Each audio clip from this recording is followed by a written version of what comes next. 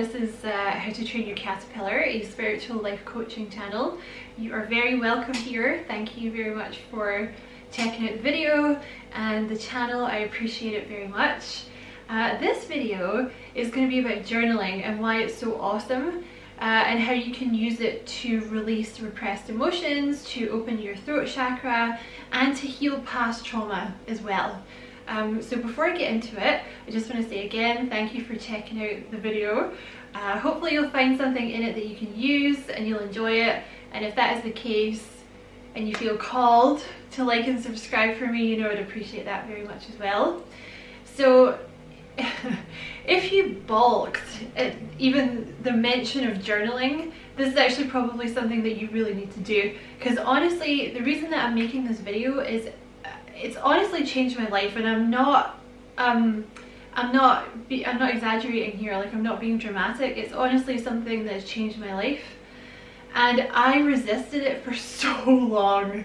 Like, you know, I kept hearing people be like, oh, you should journal, you know, like when you're watching like self-help channels or whatever, like, oh, you should journal, like it's so good for you. And I'd be like, not doing that. Emotions, not doing all that stuff. That's for girls. That's for wimps, man. I'm not doing that. But honestly, when I started doing it, I immediately saw why they recommend it. So it's really awesome for a lot of things. You can also use it to manifest, but that's a different video in itself. So I'm not going to talk about that today here, but you know, if you wanted to go away and look that up as well, journaling is also excellent for manifestation.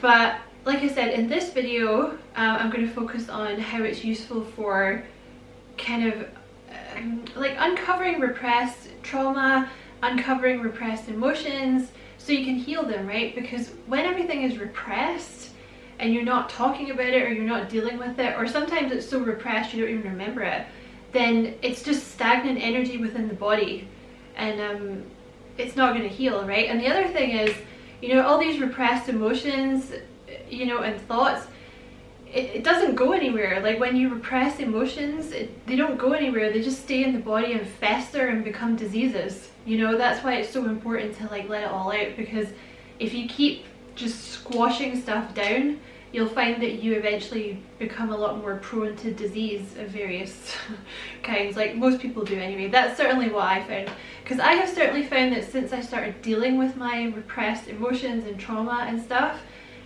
my health has really improved. Like, it's been crazy how the two are linked. But so journaling is really good for everyone, but in particular, certain people might find it like more useful, you know, people that don't have anyone else to talk to. For example, like if you're on, you know, if you're in the hermit phase of your spiritual journey, you're kind of lacking in friends or like humans around, you know, that you can talk to. It's almost like having a friend that you can talk to, right? Also, like people who, did you hear me stutter? People who suffer from like a blocked throat chakra, which is something that I always have to work through. It can really be useful for opening the throat chakra. But like people who have a blocked throat chakra, I have a bunch of videos on chakras if you want to check them out. But in a nutshell, people with a blocked throat chakra find it difficult to express emotions or their feelings or their needs, because at some point they were taught that that's not okay. Like, that can be from anything. That can be from like your family, it can be from bullying in school, you know, a bad past relationship, whatever it is. But people with a blocked throat chakra who,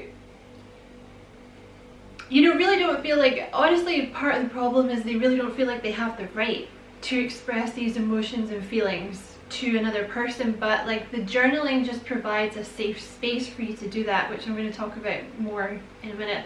And also, you know, if you're currently in a position where you're just surrounded by arseholes basically who don't care about your problems or your feelings or anything like that, or you just don't feel close enough to anyone that you would want to say this stuff to them, journaling is it's really good for that.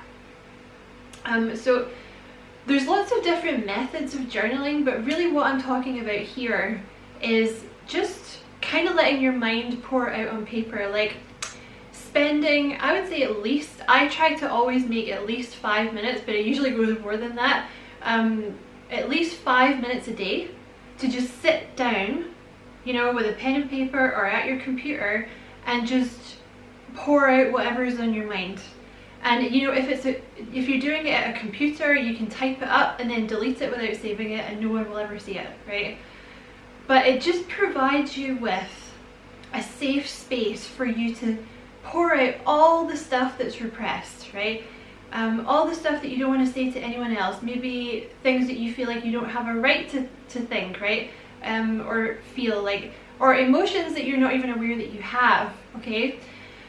When you start to do this as well, it also, what it does is it can help you notice patterns in your thinking, right? So, you know, say you're just sitting journaling and it's about what happened today, right? Or it's about what you're feeling right now, because it's excellent as a kind of meditative technique as well, I find, because, you know, you always have all these thoughts swirling around in your brain. And that's what anxiety is. Like, anxiety is too many thoughts swirling around in your brain to the point where you cannot pick out the individual thoughts. You don't even really know what's bothering you.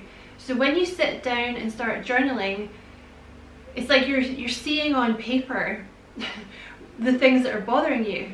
And you can kind of almost be like, oh, well I mean, I can't do anything about that. Or I already did that, you know. Or you might notice, like, you know, a lot of self-deprecating talk that you didn't notice that you did, like, oh, I didn't get this thing done and I didn't get that done, oh, I'm so useless. Or like, you know, I'm really worried that thing that I did today was not up to standard, like, oh, my boss must think I'm so crap. Or like, you know, I was in this, you know, I was talking to this person today and I said this stupid thing and they're gonna think I'm such an idiot. And once you start to notice the pattern, that's when you can start to break it. You know, you can start, once it's actually written down, you're like, oh my God, like, I am so harsh with myself. Like, because you say things to yourself in your head that you would never say to anyone else, you know what I mean? So it's really good even just for that. But when you first start doing it, you'll probably notice that at first, it's kind of all the thoughts from the day, you know, just coming out like bleh. Just you know, verbal diarrhea on paper, right? And like I said, even if you schedule like 5 minutes, you'll probably notice that you go way over that. Like, you'll do at least 10 minutes of just free flowing, just whatever's in your head. But the more that you sit down to do it, like every day, the more that you'll start to notice that these sort of self-deprecating thoughts are linked to certain events in your past or a specific person or something like that happened. And that's what I mean by like uncovering these repressed traumas and like hidden emotions, because you know, repressed trauma can be anything. It's going to be different for different people, but when you don't really, like when you're in survival mode and you don't really have time, like you're not really able to deal with this stuff, it just gets repressed, you know. So this is just like a safe space where no one's going to judge you, no one's even going to see it, for you to say whatever you want. And you're going to start to notice that that's when like the repressed trauma starts to come out if you do it enough. And then you can release it, right? Because say it's something to do with like, excuse me, throat chakra. Say it's something to do with like, I don't know, an old friend or something like that. You can start to see the like why they did it. You know, I'm not excusing their behavior, but you can, once you see it on paper, you're like, oh, okay, so that person's insecure, you know. And you can almost like release any resentment that you had towards them, because you can be like, okay, well, you know, they weren't great to me, but you know, it's a human being. This person's a human being with their own sets of like faults and flaws. You know, they came from like a certain, you know, vibrational place. I'm just gonna let that go, you know. And the more that you do that, the more that you'll notice that you're starting to heal. And also, you know, for some of you, you might even notice that certain diseases that you have, like certain health problems, start to go away, which is like really bizarre. But like I said, you know, emotions, like thoughts are really like feelings, and like everything vibrates at a certain vibration, you know. And like, because your body's like, you know, energy, your thoughts, like your emotions are energy, so the energy has to go somewhere.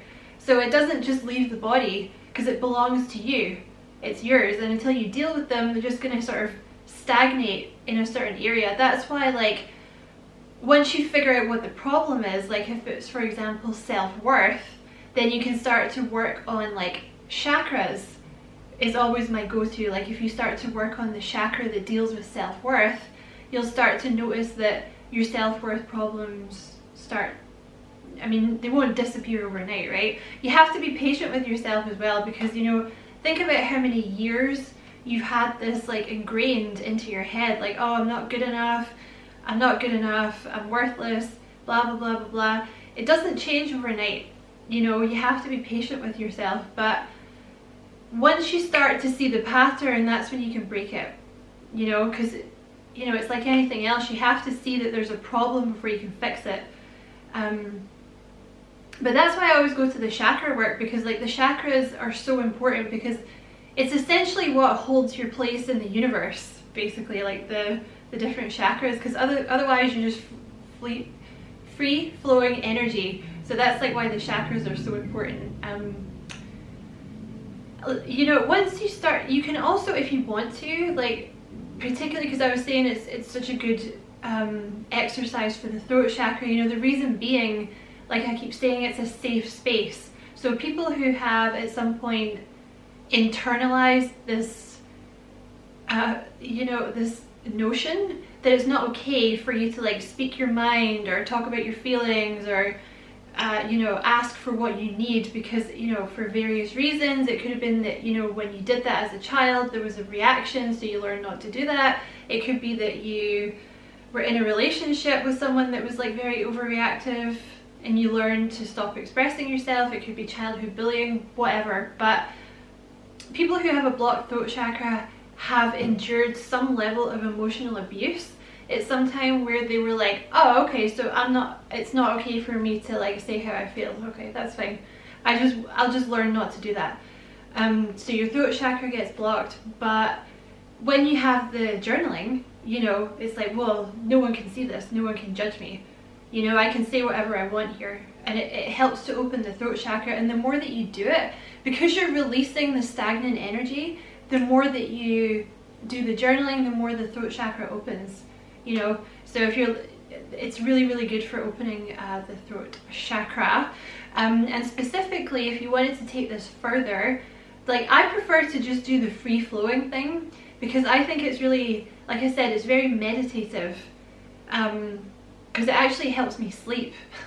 You know, because I'm one of those people that, like, I just fill my day with stuff, and, like, then, you know, I do meditate, but I find this easier than meditation, you know, and it just means that when you try and go to bed, like, all these thoughts are not swirling in your brain because you've dealt with them, you know. But I like to do the free flowing thing, because I feel like it just gets it all out. It gets what needs to come out. But you can also, if you wanted to take it further, you can look at specific journaling prompts, you know, specifically, for example, there are, like, throat chakra specific prompts for your journaling that you could look up if you wanted to.